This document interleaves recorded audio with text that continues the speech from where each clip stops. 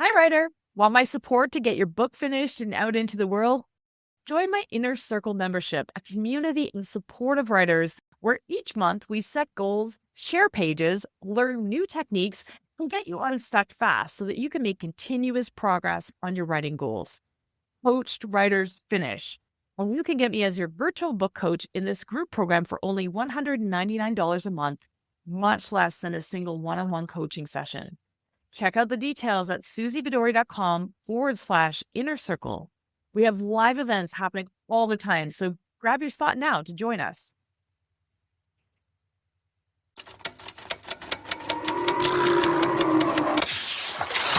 Welcome to the Show Don't Tell Writing Podcast with me, Suzy Vidori, where I peel back the layers of how to wow your readers with your fiction, your nonfiction. Anybody can bang out a first draft, but it takes a little more work to make your book as amazing as it can be. Join me as I share the step-by-step writing techniques you could apply to your writing right away, as I host successful writers who share a behind-the-scenes look at their own writing lives, and as I live coach writers on their pages, giving practical writing examples that will make your own writing stronger. Nobody is born knowing how to write an engaging book. There are real and important skills that you need to learn. On this show, I cut through the noise and get you all the info you need. I can't wait to see how this information is going to transform your writing. So you've got all first-person narratives in this, and what decisions did you make about your virtual world? So yes, it's mostly about internality and, the thought process so that we can make it feel real. But you also have them each create their own world of virtual reality. So what decisions did you make about, do they need to sleep? Can they touch things? Do they need to eat in this virtual reality? Because these are all choices. Yes. You would have made and made consistent. What did you decide? And I chose that the physical needs of the biological body were dispensed with in virtual reality, which means you don't have to eat. You can simulate it if you want. If your favorite thing to do is to have a wonderful 5-course meal from a gourmet chef, of course you can simulate that. But if you choose not to eat anything for what seems like years on end, you don't waste away and die. There's no biological need for it. And the same thing for sleep.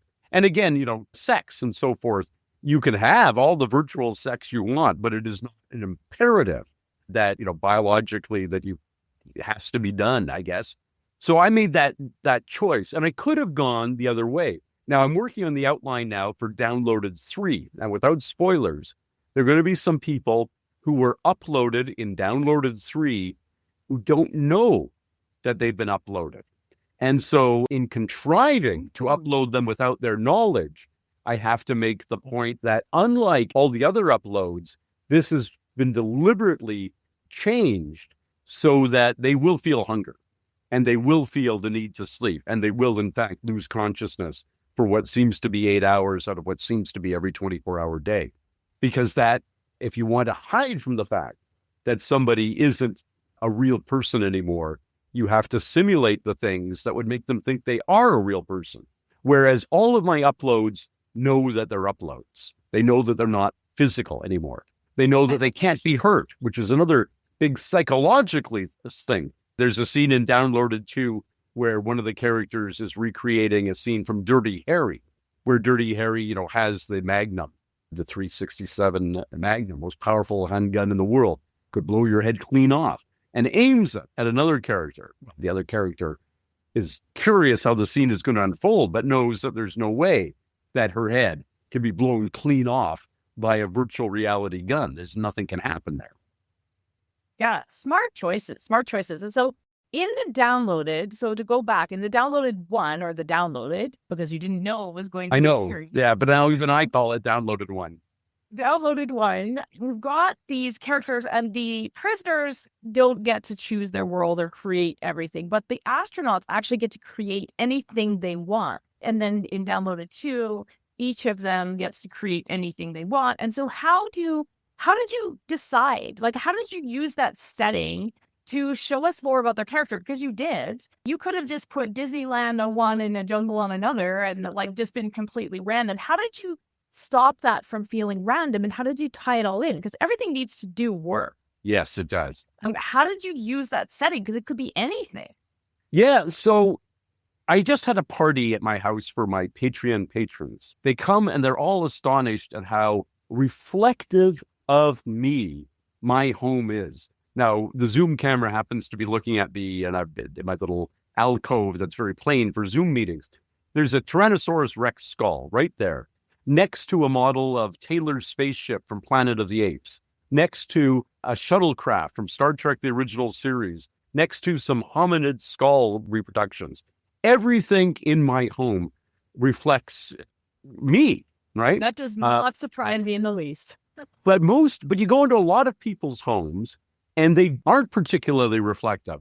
You've got some books, everybody, and any writer who goes into somebody's home looks to see what books they've got on their shelves, because that's usually indicative of who the person is. Well, you've got a vase full of flowers. Oh, that's nice. You've got an IKEA chair.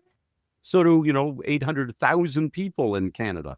So when you go into a virtual reality where it's shaped by your mind, you get to do what I indulged myself in doing in my own home, which is have everything that's in there be reflective of your personality with really no regard for anybody else, because it's your individual silo in the upload. So we open with a character who fancies himself, more of a superhero than he is in real life, doing superhero things. And because he knows he's in the privacy of his own silo, nobody will ever see it, he can indulge his fantasies. Now, as it happens, something happens and his privacy is breached and his superior officer shows up and thinks he's a complete effing doofus for flying around like Superman. But while he's alone, it is his environment is what he would make his environment be if he comfortably was aware that he wasn't going to be observed. And, I think that is what made it fun to write these things, is that people were expressing their external lives as a reflection of their internal lives as they would do it if they had privacy. And as you will know, although I don't spend a lot of time displaying it in the downloaded, there are people who are having completely decadent existences. There's some guy who started his own church and everybody is worshiping him as a follower and so forth. Things that might be your hidden inner fantasies that you could never externalize unless you thought you had absolute privacy, which is what the virtual reality upload silos afford. Yeah, and I love that you're mixing that up in the downloaded tree as well. Will they believe that they have privacy, or is that a spoiler? So in the downloaded tree, the group that is being uploaded communally. And they think that they just are exactly as they were left behind. And it will be very interesting for them. And if we've read, you're blowing everything up, and I love that it's so deliberate. That's why I wanted to have this conversation. Okay, one more quick technical question, and then I want to talk about your writing for a moment. Sure. So this is the closest that I got to a spoiler, so we can decide. But the timeline in the downloaded 2 was interesting as well, because you had it.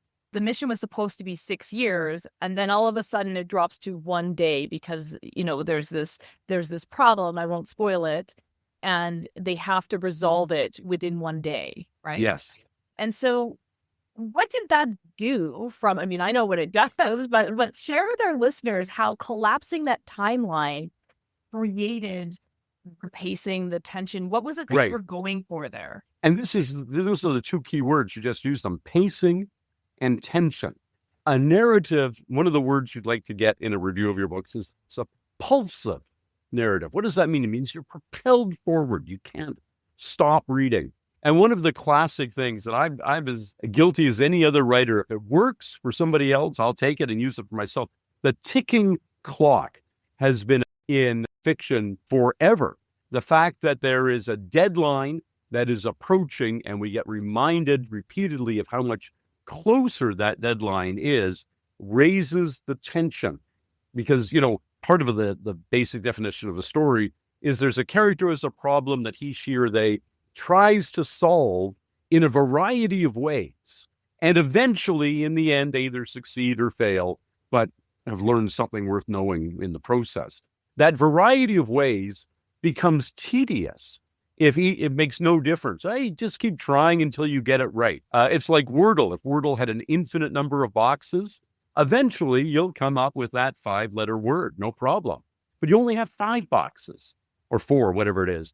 So you only get X number of, I think it's 5, X number of tries to find that word. And each time you use up one of your tries, the stakes are higher because you have fewer opportunities left to solve the problem before the deadline. And the deadline is that last set of boxes that you can put your letters in. You haven't made it by then, you lose. Or in the parlance of a story, your character has died, your character has lost his love, or character has, the war has been won by the other side. So putting in a ticking clock into Downloaded 2, compressing it, you only got a day, and having the computer remind you periodically, well, you tried this, it didn't work. Guess what? You've now wasted a good hunk of that day. The stakes are now even higher because you've got fewer and fewer opportunities to solve this problem before everyone is dead. It works in Downloaded 2 because it's worked 1,000, 100,000 times before for other writers in other media. Yeah. And so listeners, if you have a story, this is what to look for. It's to tell you that even if you put in a ticking time clock, it could be too long. If you are showing me a day where people are waiting around, waiting for this clock to tick out and they're killing time, collapse your timeline. If you are showing me them waking up in the morning and you're writing through all the way till the end of the day, your timeline is probably too long.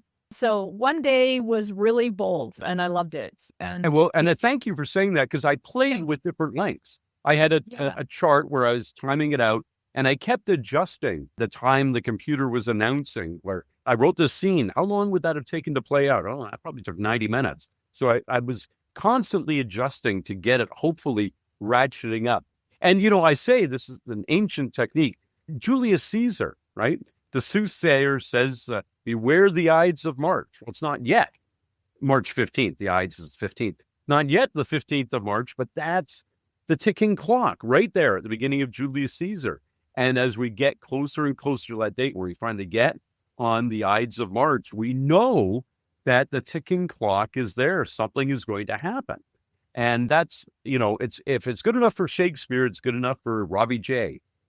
yeah, absolutely. And I mean, just choosing that short a time frame made it more challenging, right? It's like when 24 came out, the series, and they were doing each episode was in real time 1 hour and 24 hours and 24 episodes. And like they had to keep it and they had to like trim their hair so that they looked the same when they filmed it. Yes. And everything. Yes. And, but it just added that much more complexity because you could have easily said 2 weeks or 3 weeks. And I don't think it would have been as cool or as fast. Exactly. Yeah. The tighter you can make it, the better. I mean, they're great books like Dubliners is a Single Day. I think you can have whole novels that take place in a day, in an hour, where it's described in sometimes excruciating detail. You've got to find the balance between how micro fine, what granularity was what you're going to describe moments going by, and the reader's patience. But what you want is for the reader to always feel it's exciting that the clock is ticking, and I've got to keep reading to find out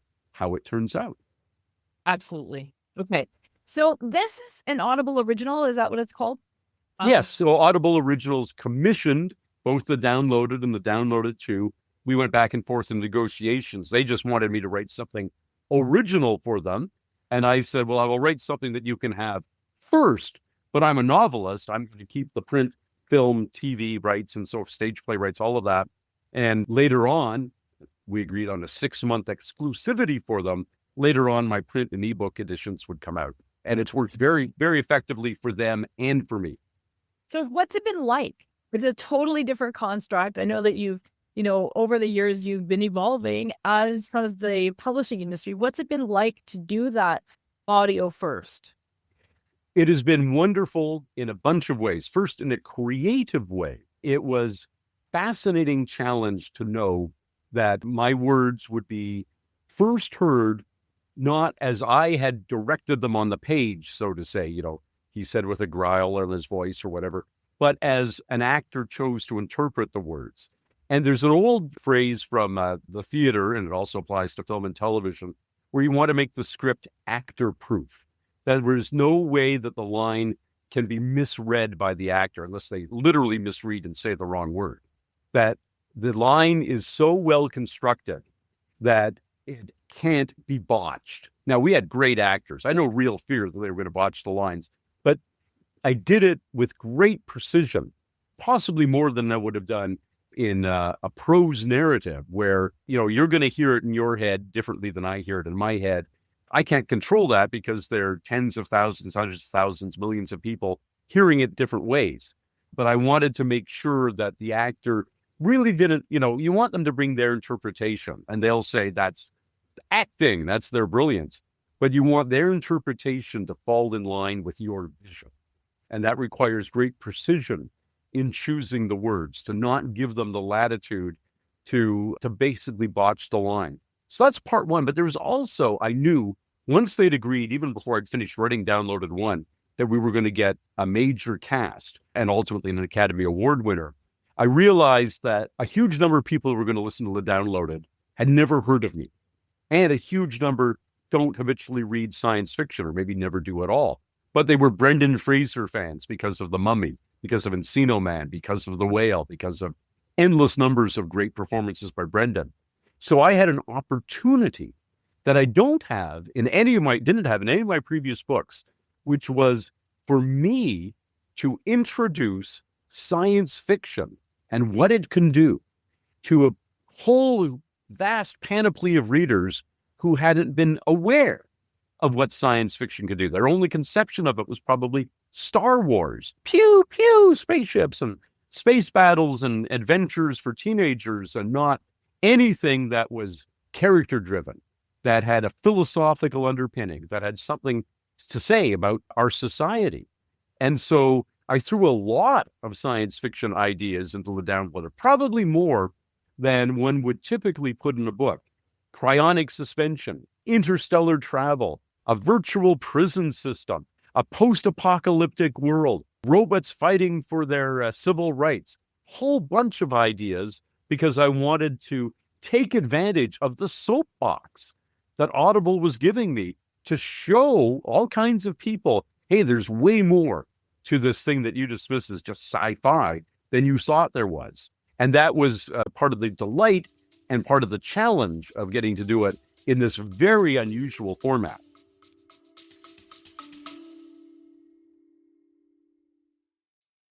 Hey, writer, ready to take your fiction to the next level?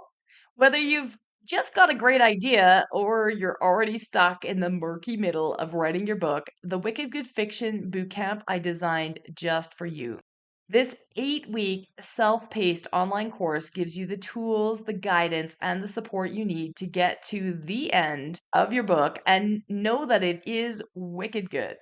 Head to suzyvidori.com/bootcamp or follow the link in the show notes for more information and get started today. I'll see you inside, where I'll be there to support you as you comment and share your work throughout the course.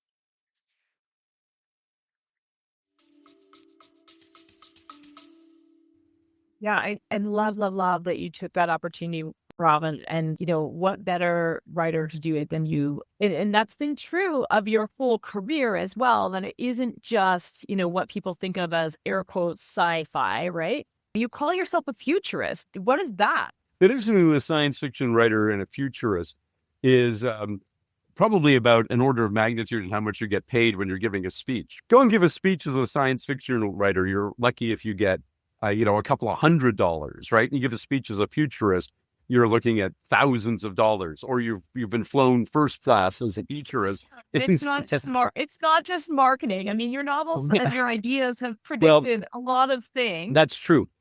I do, yes, absolutely. I've gotten to speak at conferences alongside Stephen Hawking and Ray Kurzweil, just the most amazing people, Neil deGrasse Tyson and so forth, because I am rigorous in my extrapolation. I don't say I'm going to get it right. In fact, that's not the job of science fiction, to predict the future.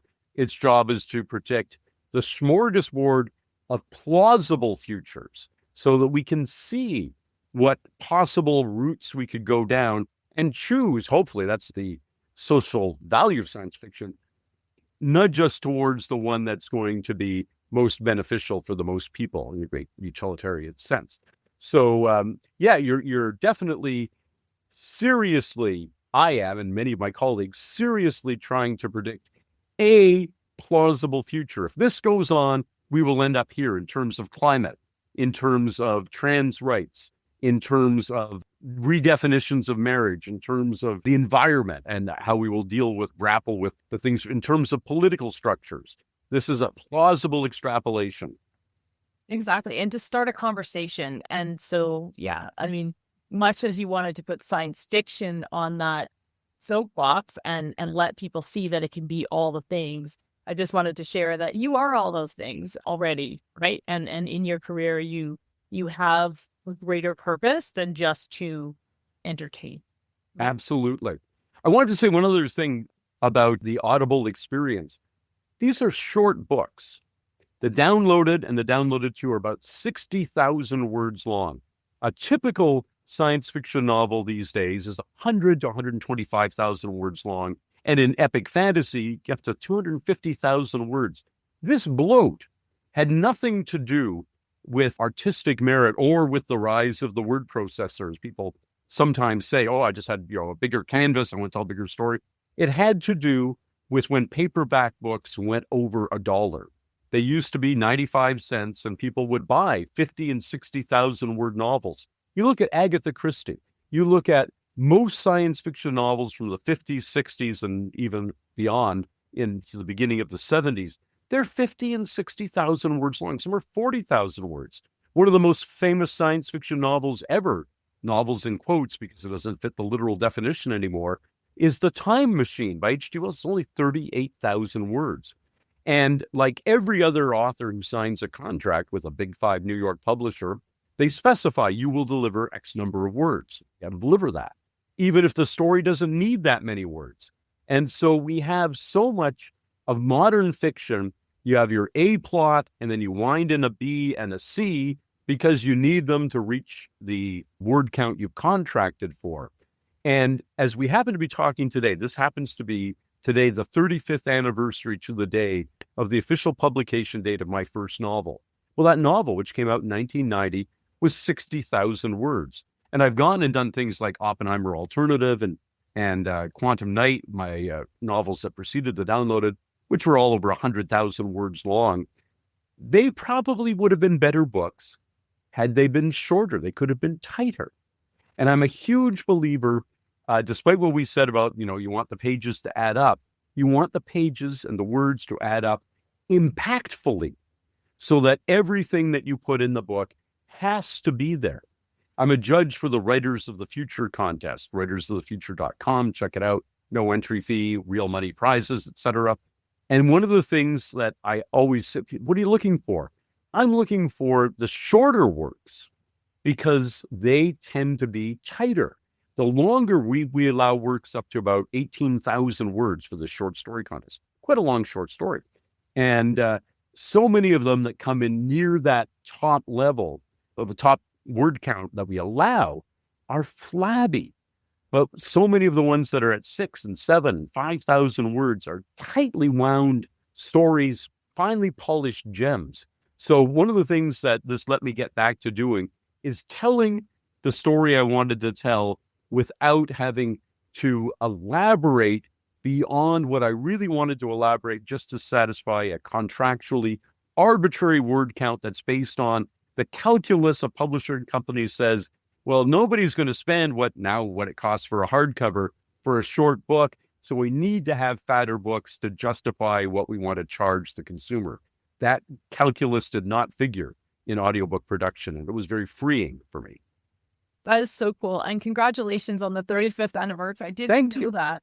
But you chose this date. We're recording on December the 1st, 2025. And this will come out to our listeners at some point in the next couple of months.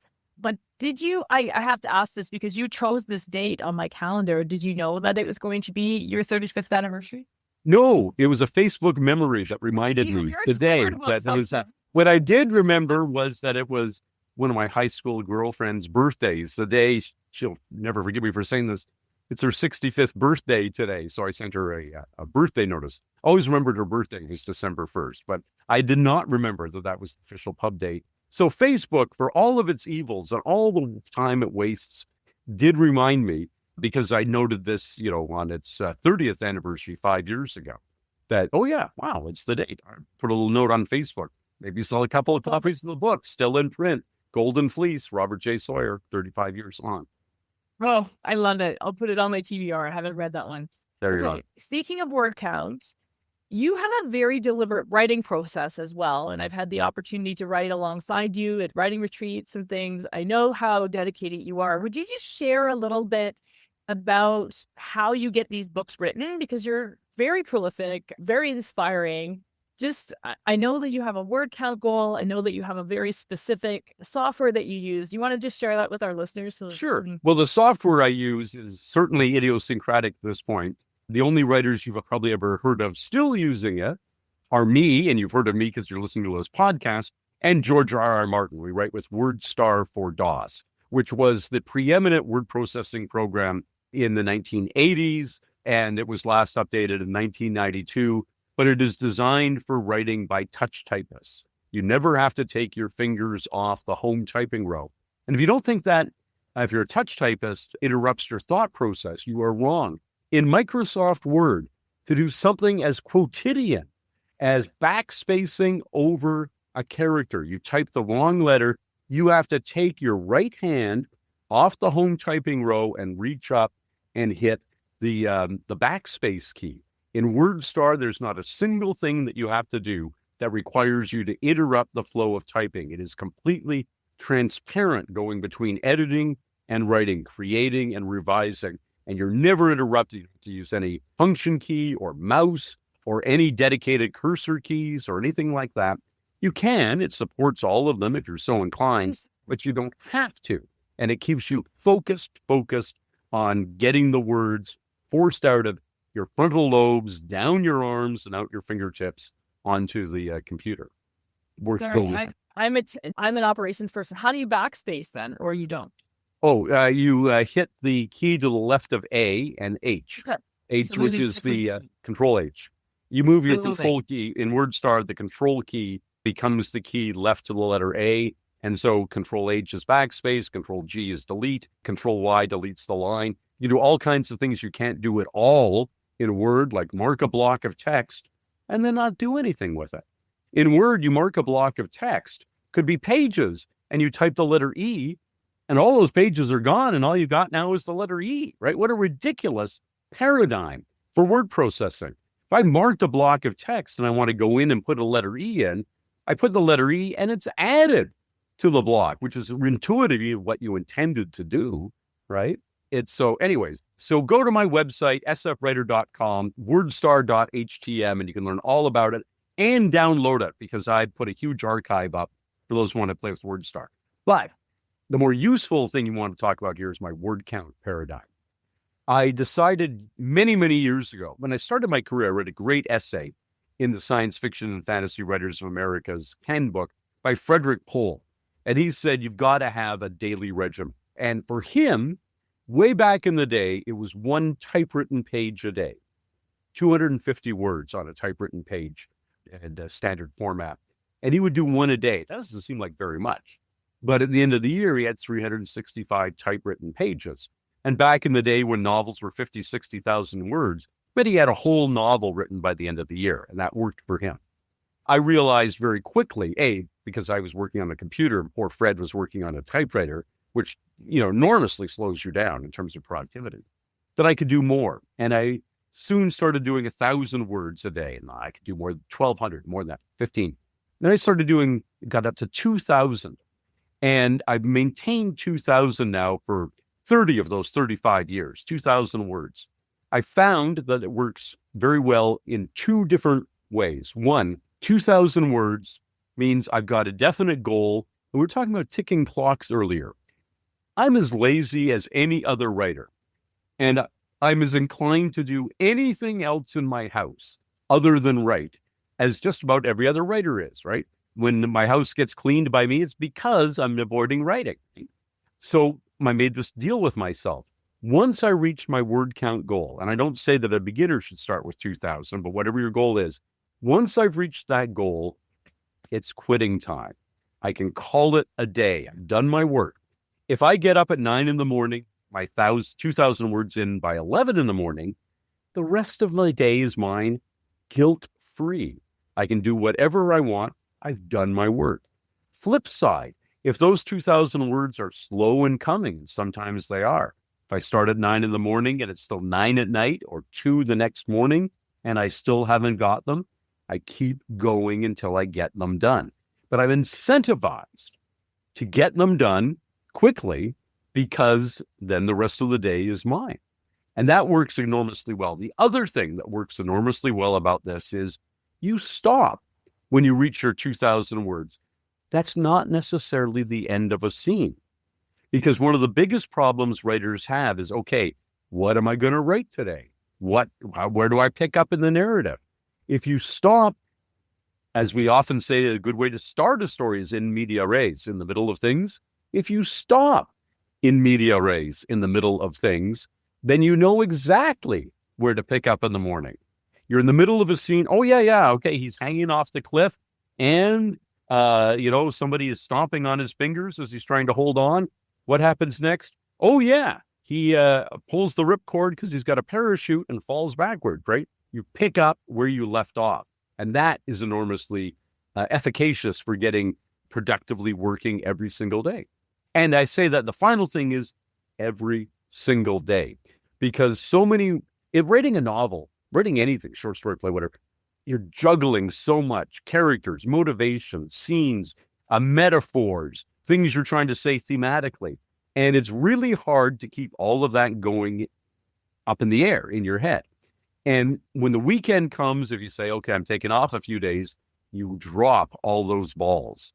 And 2 days later, or a week later, or a month later, whenever you come back to it, trying to get them all back juggling in the air again, meaning all of them interacting in your cranium again, is a waste of time.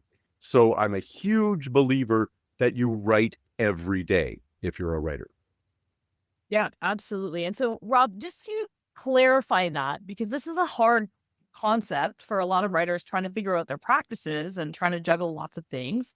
When you're actively writing or actively drafting a novel, you do 2,000 words a day, or you do that even if you're in the editing phase, or even if you're right now in the planning phase, right? That's an excellent question. The only part of writing a novel I find difficult is the first draft. I liken writing a novel is kind of like being a sculptor, but a sculptor can go to their local hobby shop and buy a lump of clay and immediately get to work. A novelist has to make their own clay out of nothing. And the first draft is that clay.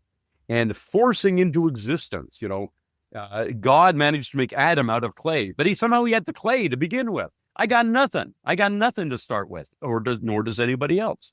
Forcing out that first draft is the only part of the process I need to incentivize myself with the word count. When I'm revising, I love revising. I'm a huge reviser. 5, 6, 7, 8, 9 complete top, bottom drafts of a novel is not atypical for me, but I enjoy that work. So I don't need, and I will do some days it'll be revising just one scene or one page even.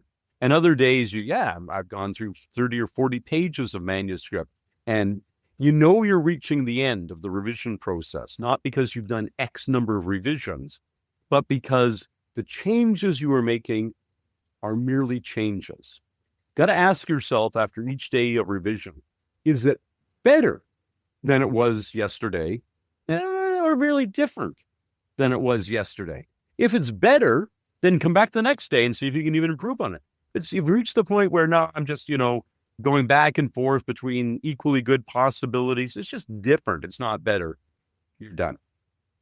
Awesome. Yeah. Okay. I just want to clarify because a lot of times newer writers get stuck on this. I have to do this every single day and try to do it 365 days a year. And then when they fall off for a day or two because something weird happens, they feel like they failed.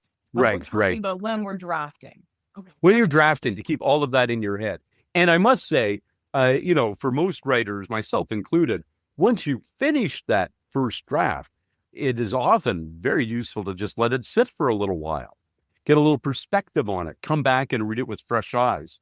So there's nothing wrong with, you finished your first draft and then take a week off, do something else. There's always, if you're a full-time writer, there's always, as you know, accounting and publicity and the blah, blah, blah, this, that, and the other thing that can occupy your time, or just lie on the couch and read books. You teach writing, I teach writing, but I always say to everybody, the best way to learn how to write is to read good books. Just in and out of your genre. I read some romance. I read horror, although I don't, fantasy now and again. Lots and lots of nonfiction. In and out of your genre, you're constantly seeing how somebody else has tackled this incredibly arcane process of putting human thoughts down on a page with squiggly lines. Thank you so much for writing all these books for us to consume, Rob. Great. We've reached the quick fire portion of the podcast. So here's the first question in the quick fire. How long did it take you to write your very first novel? From the idea to publish? 14 years. Yeah. I love that answer. And how long did it take you to write the downloaded to? 5 months. Okay. Amazing. What was your first big break when you all of a sudden were like, oh my gosh, I'm a writer? What was your first? I was extraordinarily lucky. My first novel came out 35 years ago today and tanked. The orders in from bookstores had been horrible. It had an awful cover, the original edition. And there were, back in the day, there wasn't the Barnes & Noble yet. There were 2 competing mall bookstore chains in the States, B. Dalton and Walden Books. And one of them hadn't ordered the book at all. I was dead in the water. And in fact, just before Christmas in that 1990, my agent called and said, well, Merry Christmas, Rob. Here's the good news and here's the bad news. The good news is there's nowhere to go but up. And the bad news is your publisher has turned down your second novel, even if every copy they managed to ship of Golden Fleece that's still out there sells, it still won't earn its advance. It didn't work. And then 2 months later, Orson Scott Card, who was the book reviewer for the Magazine of Fantasy and Science Fiction, still venerable, still one of the great markets in the science fiction industry, came out with his year-end summation for the best books of 1990. And he said the best science fiction novel of the year was Golden Fleece by Robert J. Sawyer. I couldn't believe it. It suddenly resurrected my career. My agent did an auction for my next books. Suddenly, I was back in the game. I literally would have had a career that lasted 4 weeks, from December 1st when the book came out to December 24th when my agent called to say, you're dead in the water, if it hadn't been for that review. Now, do you make your own luck? Yes, because earlier in 1990, a friend of mine said, a writer who was being published by Ace Science Fiction, the paperback imprint now, Penguin, Random House Science Fiction. He says, first novels, they're not going to do any advanced reading copies. And back in the day, there only were print ones, no digital ones. You should do up some advanced reading copies and send them to the key reviewers in the field. So I went at my own expense and printed up advanced reading copies, and I sent them to the major reviewers, FNSF, Magazine of Fantasy and Science Fiction, Analog, Isaac Asimov Science Fiction Magazine, Publishers Weekly, Library Journal. And they all reviewed the thing. And that never would have happened. Great reviews from all of them. But the Orson Scott Card one saved my career. And it was only because I had been proactive 9 months earlier when a friend of mine had said to me, you got to look after your own career. Don't count on the publisher to do jack squat to promote you if you're a first-time novelist. And so that was my big break. So the real big break was my friend, John E. Stith, S-T-I-T-H, still writing, fabulous writer, go get his books, tipped me off that I had to take my own career's existence to be my responsibility. Amazing. I got chills when you were telling that story. I was like, what happened? Yeah. Awesome. Okay. You've shared so much advice already during this podcast, but my last question for you is, what is your best advice for someone just starting out? What do you wish that you'd known when you started? Somebody gave me the right advice because I didn't know it when I started out. My friend of mine said to me, Terrence M. Green, a great science fiction writer, Green, no E at the end, 2-time World Fantasy Award finalist who mentored me when I was starting off. He said, Rob, you got to stop worrying about what your mother is going to think if she reads this. Because I was pulling my punches in terms of language, in terms of sex when it was appropriate for the plot, in terms of being naked on the page, which is what you are as a writer. You are revealing through your characters, all of whom with one degree or another are proxies for you, your innermost fears, your innermost prejudices, your innermost desires. And he said, you're afraid of what your mother would think. You're pulling your punches on the page. You have to be absolutely honest and naked as a writer and comfortable standing there stark naked, metaphorically, on the page for the reader. That's the best piece of writing advice I ever got. And I got it, fortunately, only about 8 years after I'd started writing. I wish I'd had it on day one. That's amazing. It actually made me uncomfortable to hear you talk about that. And that's good, right? It's good to be in that uncomfortable space. Yes. That you're doing something right. All right. Rob, this has been amazing. Thank you so much for sharing your time. Where can we find the downloaded to all your other books? Where can we find you? Let us know. Both the downloaded and the downloaded to are Audible originals, which means if you have an Audible account, they're free. You don't even have to use an Audible credit. They're part of their program that, just add them to your cart. Listen and enjoy. The print versions and the ebook versions, the print versions are traditionally published, and any bookstore will either have them or can order them in for you. Downloaded 2 doesn't come out on print until May 19th of 2026. Downloaded 1 is out. All my other books are available as audiobooks from Audible, and all of my other books are available as ebooks. Just look for my name, Robert J. Sawyer, in your favorite ebook vendor. I'm a huge believer in publishing your ebooks wide, not just Kindle, because you don't want to encourage monopolies. And my website, speaking of anniversaries, this year was also the 30th anniversary of my website. I was the first science fiction writer in the world to have a website, the first Canadian author of any type to have a website. And so I got a great URL. Check me out I'm a science fiction writer, so check me out at sfwriter.com. S is in science, F is in fiction, sfwriter.com. Awesome and amazing. Thank you so much, Robert. My pleasure, Suzy.